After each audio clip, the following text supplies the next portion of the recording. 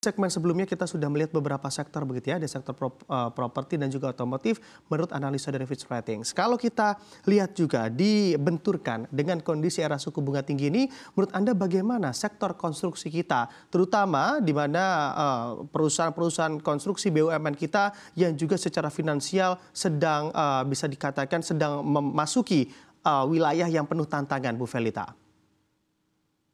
Iya.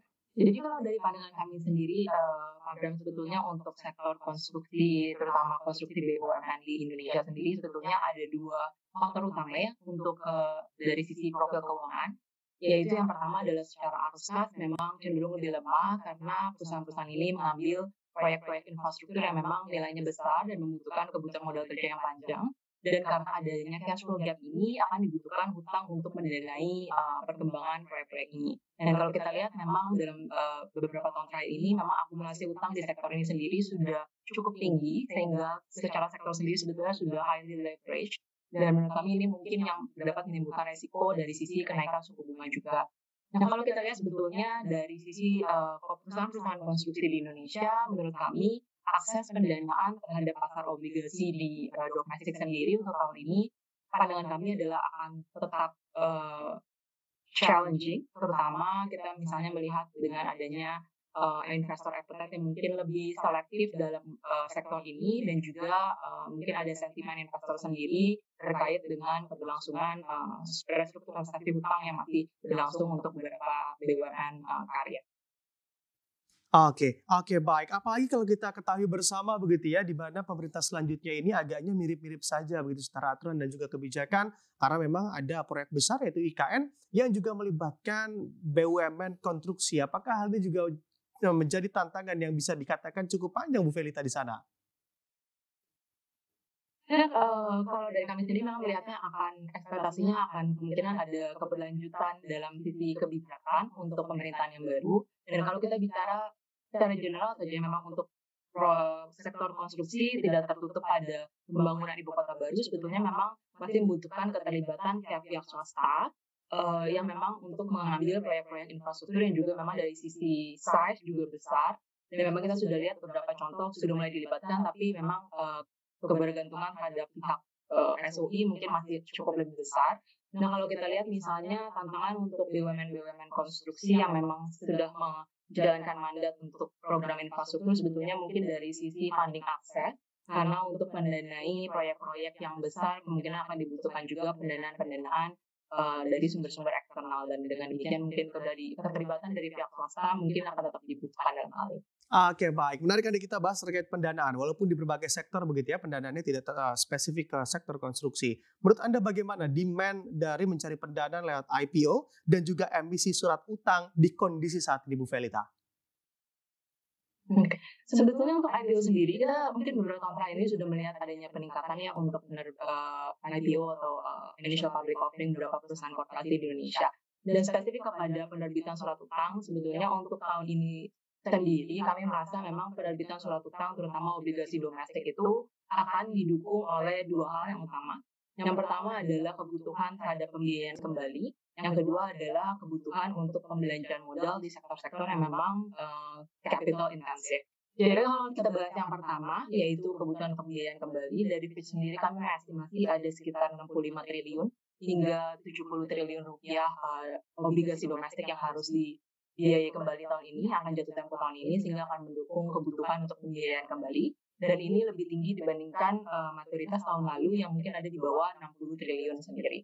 Nah, kemudian dari sisi, penerbitan surat utang domestik untuk keperluan belanja modal, kami melihat sektor-sektor yang memang capital intensif, misalnya, pulp and paper, misalnya telco, baik itu operator maupun telco tower, dan juga mungkin beberapa downstream mineral player, terutama energy transition metal itu akan membutuhkan pendanaan-pendanaan, yang dapat didanai juga melalui keterlibatan di pasar utang, obligasi domestik.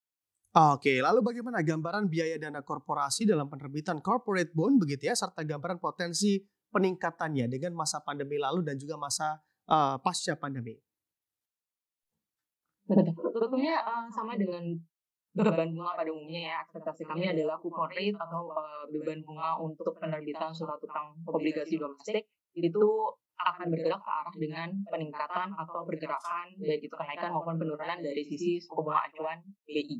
Nah, kalau kita lihat misalnya kita bandingkan contohnya selama tahun 2022 misalnya hingga 2023 setelah ada beberapa kenaikan suku bunga, memang kita dari Fitch sendiri mengobservasi adanya tren kenaikan juga dari coupon rate. Jadi kalau kita lihat untuk beberapa penerbit, contohnya yang sering menerbitkan obligasi juga, kita lihat misalnya dia menerbitkan di kuartal pertama tahun 2022, kemudian menerbitkan obligasi lagi di kuartal ketiga, kuartal keempat di tahun 2022 juga, dengan tenor yang sama, ada kecenderungan suku bunganya memang secara umum trennya meningkat. Dan kami estimasi bahwa tren ini peningkatan yang searah dengan kenaikan suku bunga acuan ini akan tetap dilanjut ke depan. Oke, baik. Bu Felita, kalau kita lihat dari sisi para investornya, apakah dari kondisi ini pula atau kondisi yang terjadi saat ini di era suku bunga tinggi, investor juga cukup selektif untuk memilih dari corporate bond itu sendiri? Oke, sebetulnya untuk appetite investor sendiri terhadap corporate bond, kalau kita lihat mungkin sebetulnya dari masa pandemi bahkan ya, sebetulnya obligasi domestik ini justru cukup tinggi issuance-nya dibandingkan dengan obligasi yang offshore, memang yang mungkin lebih cenderung frozen lah ya untuk dari sisi penerbitan obligasi offshore. Kalau dari sisi obligasi domestik sendiri, sebetulnya menurut kami misalnya tahun 2022 itu sebetulnya peningkatan penerbitan obligasi domestik record high 100 triliun rupiah. Kami mengestimasi dari sisi penerbitan yang juga merupakan salah satu tahun di mana obligasi domestik penerbitannya itu lebih tinggi daripada obligasi offshore. Tahun 2023 sendiri sedikit menurun karena memang kebutuhan pembiayaan kembalinya juga lebih berkurang untuk maturitas tahun itu dan juga adanya interest rate yang meningkat. Nah, tahun ini kami melihat akan tetap didukung penerbitan obligasi dari sisi tadi adanya kebutuhan pembiayaan kembali untuk obligasi yang jatuh tempo tahun ini dan juga kebutuhan belanja modal. Memang adanya peningkatan interest rate mungkin akan mempengaruhi penerbitan obligasi dalam hal pertumbuhannya, tetapi untuk secara general menurut kami untuk penerbitan masih akan tetap cukup kondusif. Nah, memang untuk sektor-sektor tertentu investor appetite mungkin lebih selektif, misalnya untuk sektor konstruksi. Oke. Selain sektor konstruksi, adakah sektor-sektor lain yang lebih selektif, Bu Felita, menurut pandangan Anda? Mungkin kalau bicara sektor, beberapa sektor mungkin saya bicaranya sektor-sektor yang masih menghadapi tekanan ya. Itu selain sektor konstruksi dalam pandangan kami mungkin sektor-sektor properti, kalau kita lihat mungkin beberapa property players itu memang dihadapi oleh resiko likuiditas atau ada jatuh tempo utang juga dalam jangka waktu dekat yang cukup besar. Selain itu mungkin sektor lain yang kami lihat secara domestik mungkin akan tetap ada di dalam tekanan itu adalah sektor tekstil yang memang ada risiko likuiditas juga, dan kalau kita lihat mungkin funding appetite dari banking terhadap industrinya secara keseluruhan mungkin berkurang selama beberapa tahun terakhir ini, dan juga tekstil company yang memang orientasinya ekspor itu juga akan terpengaruhi oleh pelemahan kondisi ekonomi global.